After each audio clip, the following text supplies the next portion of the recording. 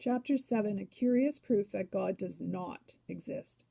An argument for God's existence is a commonplace. An argument against his existence is an event. Just such an argument comprises the centerpiece of Richard Dawkins' The God Delusion.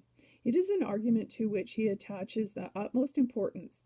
In lectures and talks given since his publication, he has suggested that it now looms very large in the troubled imagination of religious believers.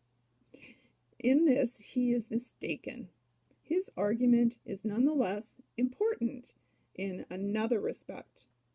It is an object lesson.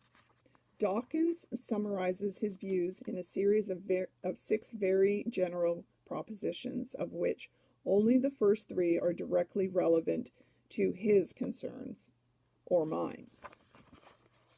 The first affirms that the universe is improbable.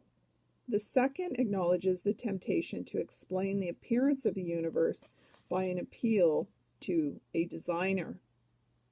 The third rejects the temptation on the grounds that the designer hypothesis immediately raises the larger problem of who designed the designer. A variant of this argument has been known for a very long time. I venture to ask, the Chinese sage Kuo Hsiang ventured to ask in the 3rd century AD, whether the creator is or is not. If he is not, how can he create things? And if he is, then, being one of those things, he is incapable, without self-creation, of creating a mass of bodily forms. This argument is exquisite because it is short. Persuaded that God does not exist, Richard Dawkins might have quoted Kuo Hsiang and left matters there.